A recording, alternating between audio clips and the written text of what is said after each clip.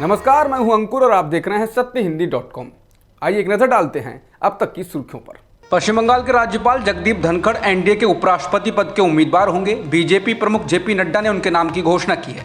भाजपा अध्यक्ष जेपी नड्डा ने एक संवाददाता सम्मेलन में कहा कि सभी विचारों और विचार विमर्श के बाद हमने किसान पुत्र जगदीप धनखड़ को भाजपा और एनडीए के उपराष्ट्रपति पद के उम्मीदवार के रूप में घोषित करने का फैसला किया है।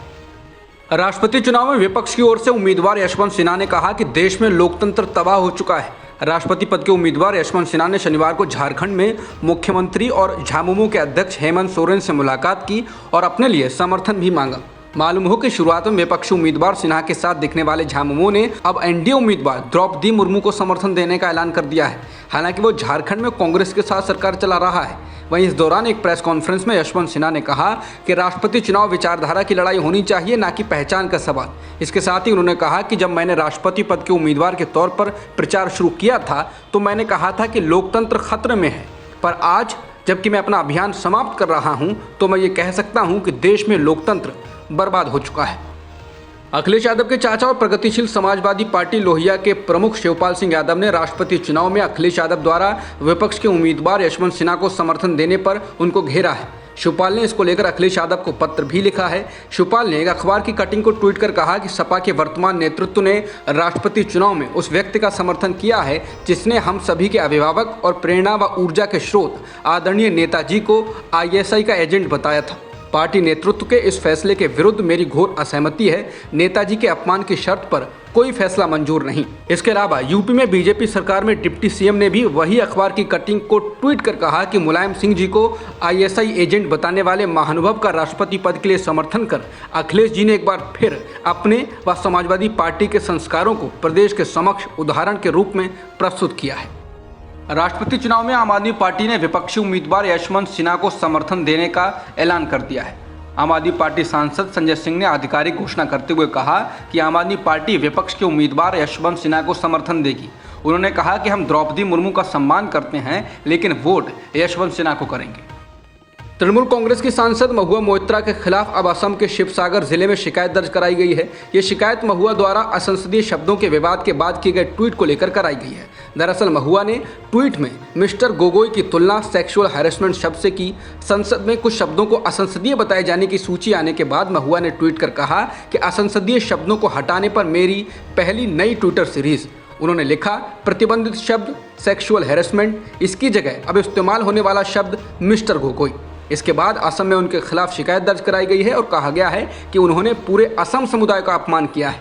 संस्था ने मोहित्रा से बिना शर्त माफ़ी मांगने को कहा। बता दें कि गोगोई असमिया लोगों के एक बड़े वर्ग का उपनाम होता है। लोकसभा अध्यक्ष ओम बिरला ने 18 जुलाई से शुरू होने वाले मानसून सत्र से पहले आज सर्वदलीय बैठक की। बैठक में कांग्रेस, बीजेपी और बाकी दलों के नेता मौजूद रहे। इस दौरान स्पीकर ओम बिरला ने नेताओं को सत्र से जुड़ी तैयारियों के बारे में बताया। बता दें कि संसद के मानसून सत्र को सही तरीके से चलाने को लेकर इस बैठक में चर्चा की गई। बता दें कि संसद सत्र की शुरुआत से पहले ही अलग अलग दिशा निर्देशों को लेकर विपक्ष हंगामा शुरू कर चुका है। सीजेआई एनवी रमना ने शनिवार को कहा कि राजनीतिक विरोध दुश्मनी में तब्दील हो रहा है, जो स्वस्थ लोकतंत्र का संकेत नहीं। उन्होंने कहा कि सरकार और विपक्ष के बीच आपसी सम्मान हुआ करता था, जो कम हो रहा है। दुर्भाग्य से विपक्ष के लिए जगह कम होती जा रही है। उन्होंने विधायी प्रदर्शन की गुणवत्ता में गिरावट पर भी चिंता जताई। न्यायमूर्ति रमना ने राष्ट्रमंडल संसदीय संघ की राजस्थान शाखा के तत्वाधान में संसदीय लोकतंत्र के 75 वर्ष विषयक संगोष्ठी को संबोधित किया। न्यायमूर्ति रमना ने इस दौरान कहा कि राजनीतिक विरोध बैर में नहीं बदलना चाहिए। जैसा हम इन दिनों दुखद रूप से देख रहे हैं, ये स्वस्थ लोकतंत्र के संकेत नहीं।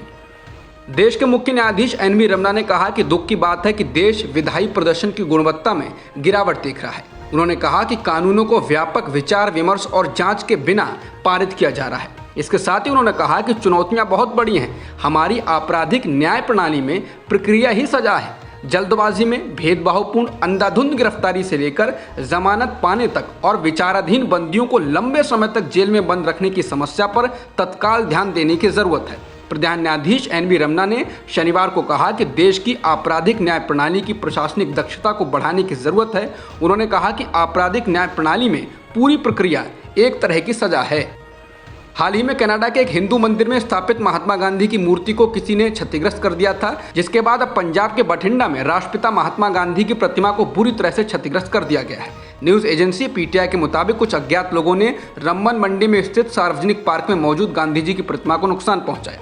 पुलिस के मुताबिक ये मामला गुरुवार और शुक्रवार की मध्यरात्रि का है, जिसके बाद इस कृत्य का विरोध किया गया। इस घटना के बाद सैकड़ों लोग पार्क में एकत्रित हो गए और पुलिस को सूचित किया। इसके बाद रम्मन पुलिस स्टेशन में मामला दर्ज कर लिया गया है। प्रधानमंत्री नरेंद्र मोदी ने आज उत्तर प्रदेश में बुंदेलखंड एक्सप्रेसवे का उद्घाटन किया। इस दौरान उन्होंने कहा यह एक्सप्रेसवे अगले साल फरवरी में पूरा होना था, लेकिन ये उसके पहले ही पूरा कर लिया गया है। पीएम मोदी ने कहा कि यूपी के लोगों ने योगी आदित्यनाथ जी के नेतृत्व में यूपी की तस्वीर बदल दी है। कानून व्यवस्था भी सुधरी है और कनेक्टिविटी भी तेजी से सुधर रही है। बता दें कि 296 किलोमीटर लंबा 4 लेन का बुंदेलखंड एक्सप्रेसवे 7 जिलों से होकर गुजरेगा। इसमें चित्रकूट, बांदा, महोबा, हमीरपुर, जालौन, औरैया और इटावा शामिल हैं। यह एक्सप्रेसवे चित्रकूट जिले में गोंडा गांव में NH-35 से इटावा जिले में कुदरैल गांव तक जाता है। इसके आगे ये एक्सप्रेसवे आगरा लखनऊ एक्सप्रेसवे से जुड़ जाता है। बता दें कि एक्सप्रेसवे के शुरू होने के बाद चित्रकूट से राजधानी दिल्ली का सफर करीब 8 घंटे में पूरा हो जाएगा, जिसके लिए अभी 12 से 13 घंटे लग जाते हैं। यूपी में बुंदेलखंड एक्सप्रेसवे के उद्घाटन के दौरान पीएम मोदी ने मुफ्त की राजनीति पर हमला बोला। मोदी ने कहा कि नए भारत के सामने एक चुनौती भी है। अगर ध्यान नहीं दिया तो आज की पीढ़ी का नुकसान हो सकता है और आने वाला कल अंधेरे में सिमट जाएगा। उन्होंने कहा कि आजकल हमारे देश में मुफ्त की रेवड़ी बांटकर वोट बटोरने का कल्चर लाने की भरसक कोशिश हो रही है। ये रेवड़ी कल्चर देश के विकास के लिए घातक है। इस रेवड़ी कल्चर से देश के लोगों को सावधान रहने की जरूरत है। पीएम मोदी ने कहा कि रेवड़ी कल्चर वाले कभी आपके लिए नए एक्सप्रेसवे नहीं बनाएंगे, नए एयरपोर्ट, डिफेंस कॉरिडोर नहीं बनाएंगे। उनको लगता है कि जनता को मुफ्त की रेवड़ी बांटकर उन्हें खरीद लेंगे। हमें मिलकर उनकी सोच को हराना है। रेवड़ी कल्चर को देश की राजनीति से हटाना है। पीएम मोदी ने कहा कि मुझे खुशी है कि देश में जहां भी हमारी डबल इंजन की सरकार है वो विकास के लिए मेहनत कर रही है। डबल इंजन की सरकार मुफ्त की रेवड़ी बांटने का शॉर्टकट नहीं अपना रही है। यूपी के बुंदेलखंड एक्सप्रेसवे के उद्घाटन के दौरान पीएम मोदी ने अपनी सरकार के कामों को सामाजिक न्याय से जोड़ा। पीएम मोदी ने कहा कि देश का संतुलित विकास छोटे शहरों और गांवों में भी आधुनिक सुविधाओं को पहुंचाने का काम भी सामाजिक न्याय का काम है। उन्होंने कहा कि जिस पूर्वी भारत के लोगों को, जिस बुंदेलखंड के लोगों को दशकों तक सुविधाओं से वंचित रखा गया था, लेकिन आज उनके साथ सामाजिक न्याय भी हो रहा है। पीएम मोदी द्वारा मुफ्त की राजनीति पर हमला बोलने के बाद आम आदमी पार्टी प्रमुख और दिल्ली के मुख्यमंत्री अरविंद केजरीवाल ने पलटवार किया है। केजरीवाल ने कहा कि आज आरोप लगाए जा रहे हैं कि केजरीवाल फ्री की रेवड़ियां बांट रहा है, मुझे गालियां दी जा रही हैं, मेरा मजाक उड़ाया जा रहा है। केजरीवाल ने कहा कि मैं गरीबों को मुफ्त में शिक्षा दे रहा हूं तो क्या फ्री के रेवड़ियां बांट रहा हूं? अगर मैं बच्चों को शानदार शिक्षा दे रहा हूं मगर फ्री में दे रहा हूं तो क्या गुनाह कर रहा हूं? केजरीवाल ने कहा कि हम दिल्ली में सभी को मुफ्त में मोहल्ला क्लिनिक से इलाज दे रहे हैं, चाहे अमीर हो या गरीब, तो क्या मुफ्त की रेवड़ियां बांट रहा हूं? केजरीवाल ने कहा कि फरिश्ते स्कीम के तहत अगर किसी का एक्सीडेंट हो जाए तो हमने कहा है कि पास के अस्पताल में ले जाइए, चाहे जितना भी महंगा अस्पताल हो, उसको ठीक करने का सारा खर्च दिल्ली सरकार करती है। केजरीवाल ने कहा कि 13,000 से अधिक लोगों की जान बचा चुके हैं। उनसे पूछिए कि क्या केजरीवाल फ्री के रेवड़ियां बांट रहा है। आम आदमी पार्टी प्रमुख ने कहा कि हम 200 यूनिट फ्री बिजली दे रहे हैं, लेकिन मैं पूछना चाहता हूं कि मंत्रियों को कितनी फ्री में मिलती है? तुम लोगों को 4-4 हज़ार यूनिट फ्री मिलती है तो ठीक है, लेकिन लोगों को दे दो तो तकलीफ होती है। इसके साथ ही केजरीवाल ने मुफ्त में योगा टीचर से योगा सिखाने, बुजुर्गों को मुफ्त में तीर्थ यात्रा कराने, महिलाओं को मुफ्त ट्रांसपोर्ट देने जैसी स्कीमें गिनाई और कहा कि हजारों करोड़ रुपए खर्च कर वो हवाई जहाज खरीद रहे हैं। केजरीवाल माँ बहनों का सफ़र फ्री करता है तो क्या गलत कर रहा है? केजरीवाल ने कहा कि मैं बताता हूं कि कौन फ्री की रेवड़ियां बांट रहा है। केजरीवाल ने कहा कि एक कंपनी है, उसने लोन लिया और लोन खा गए, बैंक दिवालिया हो गए, उसने एक पार्टी को चंदा दे दिया और उस कंपनी के खिलाफ सरकार ने एक्शन नहीं लिया। केजरीवाल ने कहा कि जब आप दोस्तों के हजारों करोड़ के लोन माफ कर देते हैं, जब आप विदेशों की यात्रा में चंद दोस्तों के लिए ठेके लेते हैं, तो ये है फ्री की रेवड़ियां। केजरीवाल ने कहा कि फ्री की रेवड़ियां तो वो बांट रहे हैं, मैं तो देश की नींव रखना हूं, क्योंकि मेरा सपना है देश को नंबर 1 बनाने का। गुजरात दंगों में अहमद पटेल को लेकर आई एसआईटी की रिपोर्ट पर बीजेपी ने भी हमला बोला है। बीजेपी के प्रवक्ता समित पात्रा ने कहा कि आज हलफनामे में ये सामने आया है कि षड्यंत्र के रचयिता सोनिया गांधी के पूर्व मुख्य राजनीतिक सलाहकार अहमद पटेल थे। अहमद पटेल तो सिर्फ नाम है, इसके पीछे मुख्य रूप से सोनिया गांधी का नाम है। पात्रा ने कहा कि सोनिया गांधी जी ने गुजरात की छवि और नरेंद्र मोदी जी को अपमानित करने का षड्यंत्र रचा। पात्रा ने कहा कि मीडिया में आए एफिडेविट के अनुसार इस काम के लिए पैसे दिए गए। पहली किस्त के रूप में 30 लाख रुपए सोनिया गांधी जी ने तीस्ता सीतलवाड़ को दिए। पात्रा ने कहा कि अहमद पटेल जी हमारे बीच नहीं हैं, लेकिन उन्होंने तो केवल वो डिलीवरी की थी। ये 30 लाख उस जमाने में मात्र पहली किस्त के रूप में दिए गए थे। दिल्ली दंगे के मामले में साजिश करने में एसआईटी द्वारा हलफनामे में कांग्रेस के दिवंगत नेता अहमद पटेल का नाम आने के बाद कांग्रेस ने पलटवार किया। कांग्रेस ने आरोपों को खारिज करते हुए पीएम मोदी पर अपने राजनीतिक विरोधियों से बदला लेने का आरोप लगाया। कांग्रेस की ओर से कहा गया है कि कांग्रेस श्री अहमद पटेल पर लगाए गए गलत आरोपों को पूरी तरह से खारिज करती है। ये प्रधानमंत्री मोदी की रणनीति का हिस्सा है, जिसमें वो 2002 में गुजरात के मुख्यमंत्री रहते हुए सांप्रदायिक जनसंहार की जिम्मेदारी से पल्ला झाड़ना चाहते हैं। कांग्रेस ने कहा कि उस जनसंहार को नियंत्रित करने में उनकी अनिच्छा और अक्षमता भी, जिसके कारण तत्कालीन प्रधानमंत्री अटल बिहारी वाजपेयी को उन्हें राजधर्म निभाने के लिए कहना पड़ा था। कांग्रेस ने कहा कि प्रधानमंत्री की राजनीतिक प्रतिशोध की मशीन दुनिया से जा चुके राजनीतिक विरोधियों को भी नहीं बख्शती है। एसआईटी अपने राजनीतिक मास्टर की धुन पर नाच रही है और उसके कहने पर ही रुकेगी। कांग्रेस ने कहा कि हम जानते हैं कि मुख्यमंत्री को क्लीन चिट देने के बाद कैसे पहले एक एसआईटी प्रमुख को राजनयिक कार्यभार से पुरस्कृत किया गया था।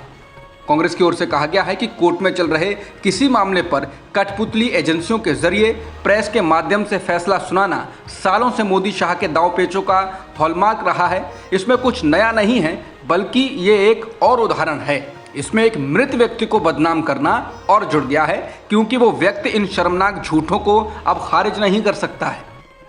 एसआईटी के हलफनामे में अहमद पटेल पर लगाए गए आरोपों को लेकर दिवंगत नेता की बेटी मुमताज पटेल ने अपने पिता के नाम का जिक्र करते हुए ट्वीट किया कि मुझे लगता है कि अहमद पटेल का नाम अभी भी विपक्ष को बदनाम करने के लिए, राजनीतिक साजिशों के लिए इस्तेमाल करने के लिए मायने रखता है। अहमद पटेल की बेटी ने कहा कि यूपीए शासन के दौरान तीस्ता सीतलवाड़ को अवार्ड क्यों नहीं दिया गया और क्यों उन्हें राज्यसभा का सदस्य नहीं बनाया गया, और इसके अलावा केंद्र ने 2020 तक मेरे पिता पर इतनी बड़ी साजिश रचने के मामले में मुकदमा क्यों नहीं चलाया। राष्ट्रपति चुनाव में आम आदमी पार्टी ने विपक्षी उम्मीदवार यशवंत सिन्हा को समर्थन देने का ऐलान कर दिया है। आम आदमी पार्टी सांसद संजय सिंह ने आधिकारिक घोषणा करते हुए कहा कि आम आदमी पार्टी विपक्ष के उम्मीदवार यशवंत सिन्हा को समर्थन देगी। उन्होंने कहा कि हम द्रौपदी मुर्मू का सम्मान करते हैं, लेकिन वोट यशवंत सिन्हा को करेंगे। अब तक की खबरों में इतना ही। बाकी खबरों के लिए बने रहिए सत्यहिंदी.com के साथ।